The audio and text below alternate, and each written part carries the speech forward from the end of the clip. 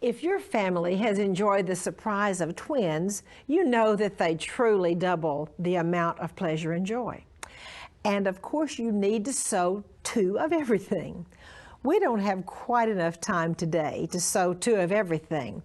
However, we will be seeing double as we learn more about the twin needle. Would you like an easy project plus some machine embroidery tricks? Surprises are in store for you today.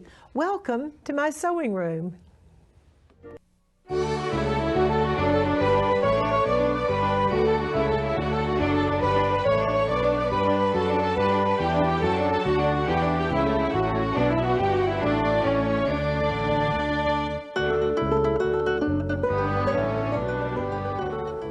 Sometimes baby bubbles just make me happy. Well, actually, babies make me happy.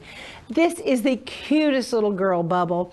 It's done in a wonderful yellow batiste, and the trims are what is so precious. Look at the little sleeves with the lavender and yellow, beautiful wide scallops to finish the little sleeves, and this beautiful collar with this twin needle scallops done in lavender and yellow. And one thing I love is a real special little buttonhole. That's why we call those heirloom buttonholes, which come down all the way down the front of this little bubble. Let me turn it around so you can really see how sweet it is in the back too, with the beautiful twin needle scallops that go around the collar and the sleeves. And by the way, it's easy to make. First of all, you're going to cut your collar front and your collar back out of the yellow batiste. Then you're going to sew the shoulder seams and fuse them to the fusible web. Now, twin needles are what we're talking about in the next few minutes. This is a twin needle, and it has been loaded with lavender and yellow to make these beautiful twin needle scallops. After the scallops have been made, then go back in behind and cut away the outside of the fusible web. I'm so pleased to have as my guest today my very dear friend Sue Hausmann. Sue is the host of America Sews with Sue Hausmann. Sue, welcome to the show. Oh, hi. Thank you for inviting me again, Martha. And I'm really excited to talk about the techniques on this little bubble. I'd like to mention first that you cut the sleeves actually 4 inches longer and fold up a 2-inch hem and top stitch that using one of your edge stitching feet, and then do the little scallops off the edge of the sleeve too to tie it in with the collar. But we're focusing really today on the collar and on the technique used on the collar. And as you pointed out on the boards, you don't cut out this actual whole collar. You want to leave it as a bigger piece. You're going to trim all that excess up to the scallop after the scallops are stitched. But that fusible web serves also another purpose. The fusible web actually is the stiffener or stabilizer or interfacing, because it is fused between 2 layers of the batiste fabric so that you have a much stiffer and that gives you it's the light fusible web, gives you a heavier collar. It's like you've interfaced it, but your fusible web light is the interfacing, and it sticks the 2 together, making them very ready for beautiful decorative twin needle scallops. So we're going to, of course, be using a twin needle and thread, and we're going to use a foot. Now, if you take a look at these twin needles, they come in different sizes, and that's the distance between the needle. This one's 6.0, also the size of the needle, 100. Well, that'd be a really big, thick needle. We wouldn't be using that. So 3.0, 2.5 and an 80, 2.0 and an 80, and 1.6 and a 70. Now we know that usually when we use a twin needle like that, we use a foot like this and we do little tucks, and the thread pull, it kind of draws up a little tuck. We're not using a foot like that at all for scallops, because I'm sure you can see that it wouldn't feed over them correctly. We're using the foot that is requested by or recommended by the machine for the scallops themselves, which is a foot that has the tunnel on the underside to feed over the scallops, because there's a buildup of thread there. So it's like an applique type foot or satin stitch foot. Also has clear, so you can see better what you're doing. I guess if I had one thing that I would encourage your viewers to do always, that is to test. And so test those scallops on scraps. We have scraps, and so obviously this would have been a much too big a scallop. And that's what we're here to teach you today, that with your stitches you have so many options. You can make them narrower, you can make them shorter, you can make them cuter, you can do so many things. So here you see different settings. I always try to save these pieces, Martha, in a little notebook, and then I know what I've used in the past. And then finally, after just testing on a single piece with the stabilizer, I tested on the piece just that was exactly like. But one of the things I realized quickly was that these bright colors just jumped out too much. They were too much. We want that beautiful subtleness of that little scallop, don't you think? Absolutely. Yes. It's a little baby thing. It's a little baby thing. So the color of the thread is really important too, and this is pretty thread that we're using. So we will pick this one up and take it to the machine, and I mentioned to everybody that if they are set for scallops and set for twin needle, they need to look in their instruction book really to learn how to do that. Your instruction book will tell you how to set for twin needle sewing for your machine. And so in this case, I need that foot, and so I'm just going to get it right now because I'm going to snap that onto the machine.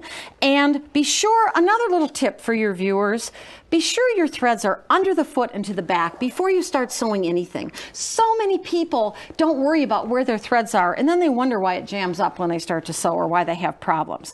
Now we're going to simply start, and you may be wondering, why are you starting in the center back and going the opposite direction?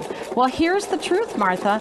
In this case, we want those scallops to end up the same in the center front, and we would like a matched scallop in the center back. Absolutely. And so what we're doing is doing half the collar from center back to front with the beautiful twin needle sewing, and then we're mirror imaging, and by the way, changing the lavender to the left needle and the yellow to the right needle, and then we're going down the opposite side to create those scallops so that we'll have matching scallops on the other side. Isn't that cool? It is cool, and it is beautiful, and how much fun to use all of these wonderful stitches on our sewing machines. So here you see it was started again back here. Okay, start in the back. That makes your front come out perfectly and match.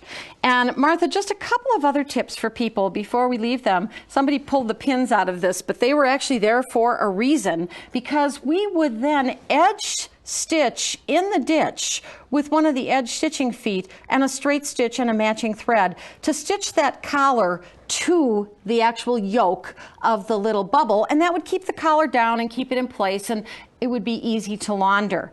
We also used the gathering foot, and that was a very good tool to do that little gathering. So lots of help, and you already mentioned the sweet little buttonholes. And again, people need to remember that these were big giant scallops by narrowing the width and shortening the length, and you can make smaller scallops. And of course, much more dainty with that twin needle, and they aren't so heavy looking because you have two different scallops. Now, if you have a machine that can be set for twin needle, do that, because anytime you're doing twin needle with a width, otherwise you have to be careful of where you set your width. How well I remember before we had that security blanket feature on there. But again, just narrow that width on your buttonhole and make it a tinier buttonhole. Or a lot of times I just go to the twin needle setting, which automatically narrows my width and gives me that tiny buttonhole. Sue, thank you so very much. How much fun, and what an adorable little bubble. And now Sue has some really beautiful sewing inspirations to share with you.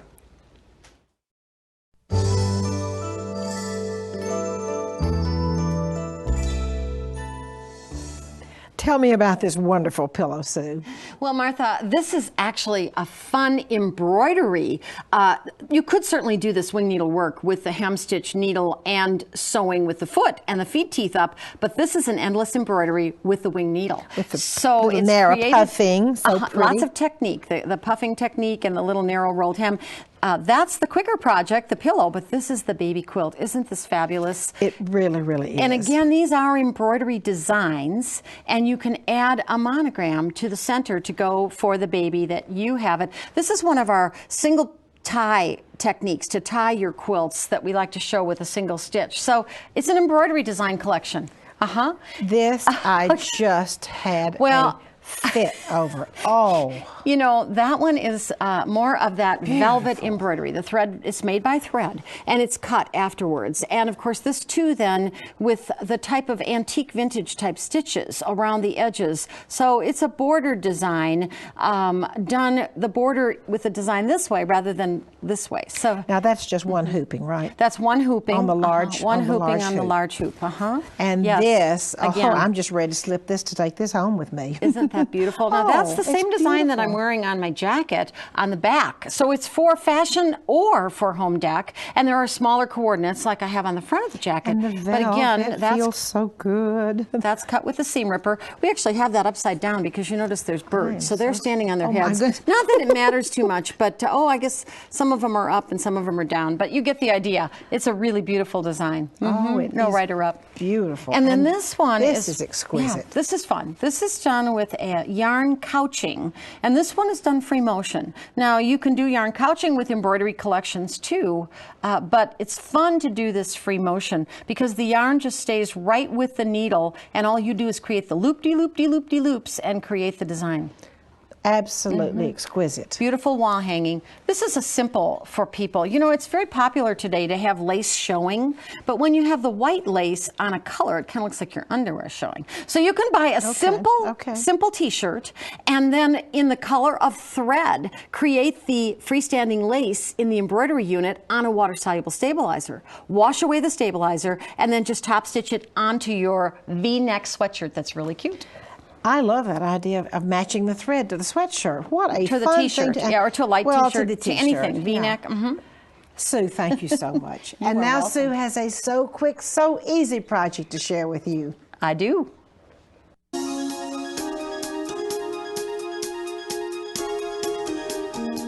Sue, that wonderful project. I'm just going to let you show our viewers. Well, this is called Babies to Go, and my daughter-in-law, Tamara, out in California, saw this in a preppy store or something and said, I really would like one of these because I don't sometimes want to take a whole diaper bag. And here you can take a couple of the little Pampers or, you know, diapers and then a couple wipes and have it and stick it in your purse. So you have the whole thing. Now, what we're going to focus on today is the piping, but just quickly, you need a front and a back and then the inside piece that you would use. But you notice we've done more scallops here. I love it. And on the vinyl, this is 1 mil vinyl that creates this pocket on the outside to put more things in. Some moms might want to carry a little powder or something too. And use one of the non-stick feet for that because otherwise you're going to stick. Regular feet will stick to the vinyl. This is 1 mil vinyl that you get in any fabric store, like in the tablecloth department. And it's used for covering tablecloths and things to keep them from getting stained. I guess I don't do that, but you know what I mean. But here's something we didn't talk about before. Okay. And that is trimming the scallops. And by the way, you need to lengthen your stitch on your scallops. Again, I like to say practice, practice, try on a scrap, because otherwise you're just going to perforate and the whole thing will fall out.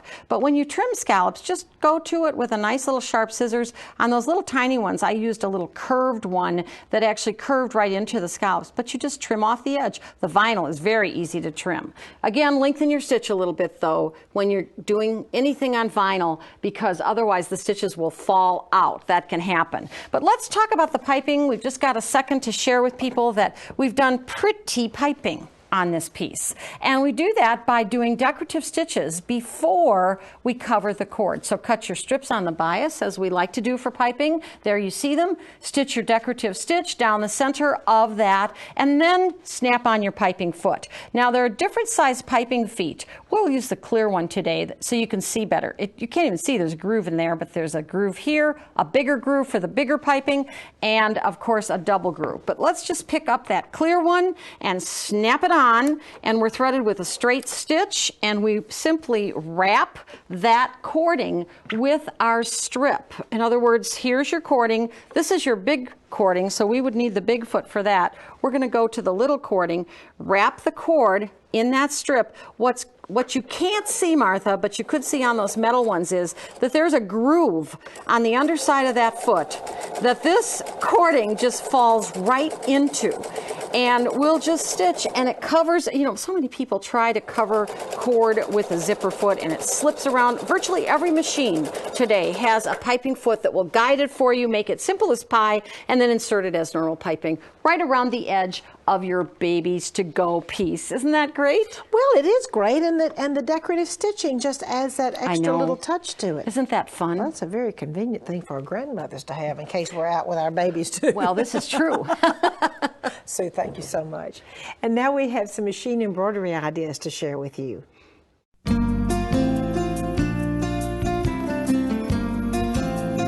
I'm so pleased to have as my guest today Denise Applegate-Schober. Denise is from Cactus Punch. Denise, welcome to the show. Thanks for having me again, Martha. I love your project. Tell us about it. Thank you. This is a pre-purchased placemat and leftover fabric from my curtains in my kitchen. And what about your little napkin? And the little napkin is a purchased napkin. Purchased napkin that you put the other embroidery on. Yep. Okay.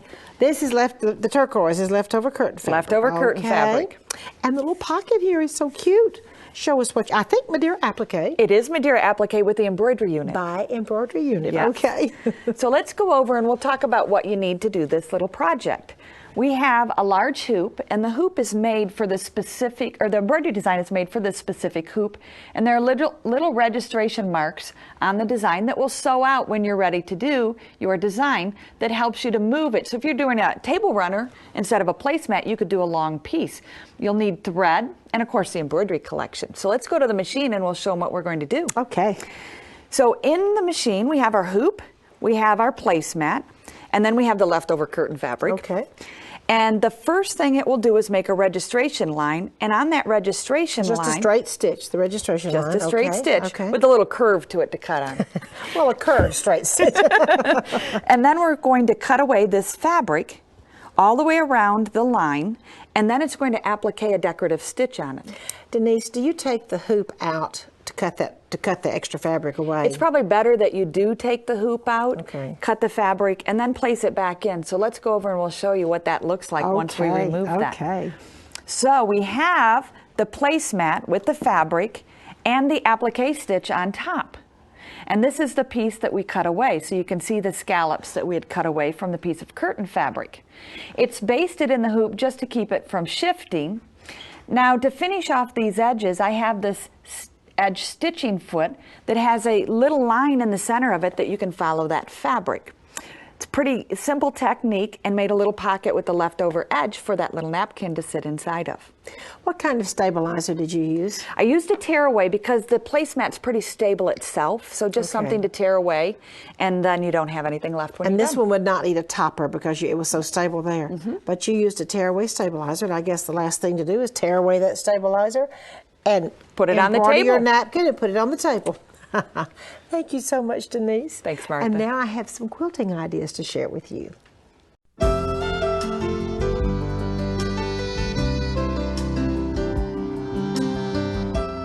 Is there anything any sweeter than a baby quilt? I love this one because it has nearly all of the heirloom techniques and a very easy quilt.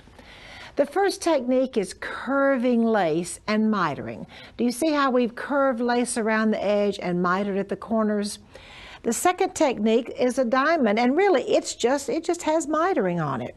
Very easy to do. Now, the one I'm going to talk about today, the one I'm going to show you, has the scallops. It has curved lace, mitering, curved lace, mitering, and look at these beautiful curved pintucks. It looks so hard, and it really is so easy. Come on over here with me and I'll show you. We're going to talk about transferring designs. Before you get ready to curve anything, you're going to need to have a template, and here we have the 3 lines for the curved pintucks, and these are my lace lines. So I just really need 1 line at this point. So I'm going to line it up, and rather than transferring a whole line, I'm going to, with my wash away marker, I'm going to do 1, 2, 3, do the dots up here. Be careful that these lines are there. I must know exactly where I'm going to turn around. So I must have my curvy lines, and then I must have these miter points. Okay, to do curved pintucks, which I'm going to show you right now, of course, I have my double needles, and you know what? I always use either a 1.6 or a 2.0 double needle. I do not go any bigger than that on the Batiste curved pintucks. Okay, I'm going to use a reasonably short stitch. I have a 2.0 stitch, but sometimes I go down as short as 1.5. I like to use a clear foot, and I'm going to go slowly, and you notice I am not using stabilizer. I do not starch this really stiff because I want my pintucks just to pop right up after I sew them. I'm going to come around in the curve, and then when I come to the miter point, I'm going to really watch carefully and stop right there on the miter point. And then I leave the fabric in and I veer around and I start again. I happen to like this foot, which has a red line. I'm not using a pintuck foot, by the way, on curved pintucks. But if you don't have a foot with a middle marker, just simply take a little fingernail polish and put you a middle marker in there. Or a permanent marking pin. I'm going to come up to the miter line slowly. I really want those needles to straddle that line. And then I'm going to turn again. And I'm going to double needle pintuck all the way around. Now, the next step, well, you can see what's happened here. I have my double needle pintucks, and I'm going to use the edge of the presser foot to make my next line above and my next line of double needle pintucks below. So I don't really have to have another marking. Now let me share with you how easy it is, and we'll turn this around so I can handle it a little better. I'm going to show you how easy it is to shape curved lace. All right, on the line I have drawn, I've put pins on one side of the lace. Then I'm going to come in. I have a pin at the bottom of the miter line and a pin at the top. I'll move my hand so you can see that I'm going to bring my lace back to make that miter on itself, kind of pulling it into that curve. I'm going to remove the pin at the bottom, making a little dart there, as you can see. Then I bring the lace all the way around. To continue this lace curving, pin at the bottom, I pull it a little bit taut, not tight but taut, and move on around. Now many of you know that French laces have a gathering thread built right in. So I'm going to pull the gathering thread. You see, I need to get this lace to lay down. It doesn't look too pretty right there. It doesn't even hug the fabric. So I'm going to hold on to that miter line, hold on to the lace built-in gathering thread, give it just a little bit of a tug, and it lays down perfectly every time. And that is the secret to curved lace. And then the little miter, you saw what I did there. After I have finished the curving, it is pretty important to remove it from the board. You see right here, let me put it back in, I have all this pinned to the board, and it's pretty important, as a matter of fact, it's critical to remove it from the board, and I'm going to pin it. Now when I use my double needle pintucks, I did not use a stabilizer because I want them to pop up. But when I'm going to zigzag or wing needle entre-deux, my lace, I'm going to pin it, it's removed from the board. I am going to use a stabilizer. You can use a wash away or a tear away, but I love to zigzag or to wing needle entre-deux, and I do like to have a stabilizer. See, that was easy. And now I'd like to share a piece from Sue Hausmann's vintage collection with you.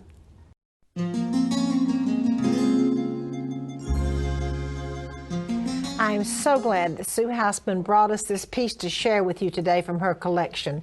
It is exquisite.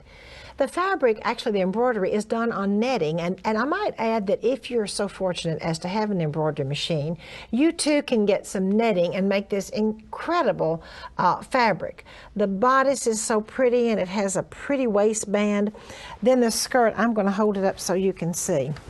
It's absolutely beautiful. Do you see it has it has embroidery, and then a tuck has been taken, embroidery, and then a tuck has been taken, and then the embroidery on the bottom. Actually, this is an all-over piece of netting embroidery, which I don't even think is made in England or in Switzerland anymore. Let me show you the back of the dress, which was equally as pretty as the front. It kind of dips down a little bit in the back. This dress would be beautiful to wear today. There's another feature I really like on the skirt. There's a piece of insertion that travels down the placket all the way down the center back of the skirt. Absolutely beautiful. For my Sewing from the Heart today, I have a letter from Louise Cohen from New York. Last year, I joined a group called No Soldier Left Behind Memorial Project. This is a group that makes memorials for the families of the soldiers that did not make it home from Operation Iraqi Freedom or Operation Enduring Freedom, that's Afghanistan. We hand stitch or machine embroider a memorial about the soldier. We frame it and deliver it to the families as a gift from the heart. I volunteered to be the New York State representative for the group, and to date I have made over 50 of these myself. I cannot tell you what they mean to the families. Louise, thank you so much for your efforts and for your efforts of your group and trying to bring some comfort to these grieving families with your sewing machine. Thank you so much for joining me today. I hope you've had fun, and I would really like to invite you to come back next time.